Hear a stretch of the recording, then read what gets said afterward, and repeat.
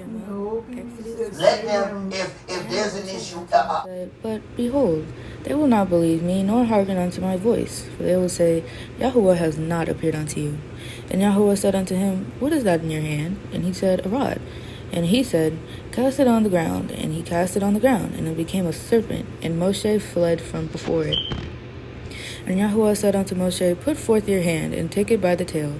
And he put forth his hand, and caught it, and it became a rod in his hand, that they may believe that Yahuwah Elohai of their fathers, the Elohai of Abraham, the Elohai of Isaac, and the Elohai of Yaakov, has appeared unto you. And Yahuwah said furthermore unto them, Put now your hand into your bosom. And he put his hand into his bosom. And when he took it out, behold, his hand was leprous as snow. And he said, Put your hand into your bosom again. And he put his hand into his bosom again, and plucked it out of his bosom. And, behold, it was turned again as his other flesh. And it came to pass, and it shall come to pass, if they will not believe you, neither hearken to the voice of the first sign, that they will believe the voice of the latter sign. And it shall come to pass, if they will not believe also these two signs, neither hearken unto your voice, that you shall take of the water of the river, and pour it upon the dry land. And the water which you take out of the river shall become blood upon the dry land.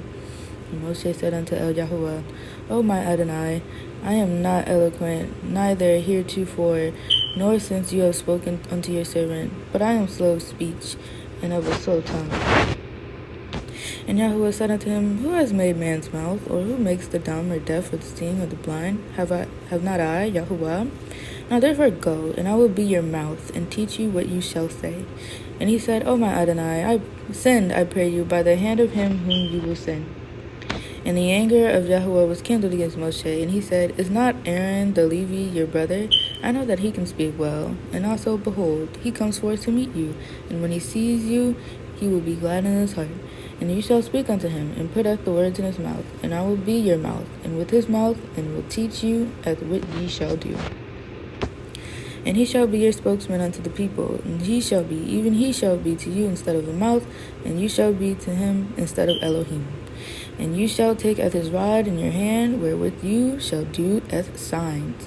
And Moshe went and returned to Yithro his father-in-law, and said unto him, Let me go, I pray you, and return unto my brethren which are in Mitzrayim, and see whether they are yet alive. They be yet alive. And Yithro said to Moshe, Go in peace. And Yahuwah said unto Moshe and Midian, Go, return into Mitzrayim, for all the men are dead which sought at your life. And Moshe took as his women and as his sons, and set them upon an ass, and he returned to the land of Mitzrayim.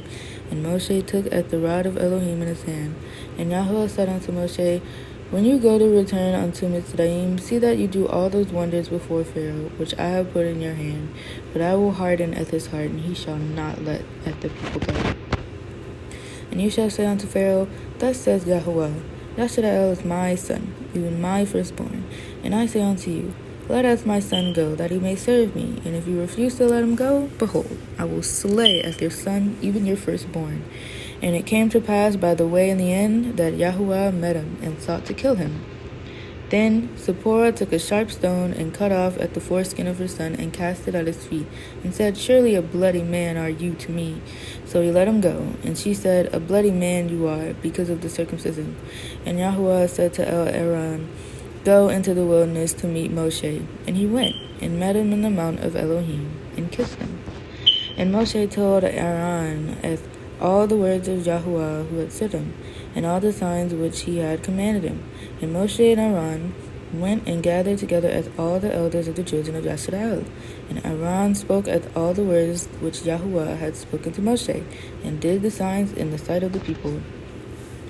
And the people believed. And when they heard that Yahuwah had visited at the children of Yisrael, and that he had looked upon their affliction, then they bowed their heads and worshipped.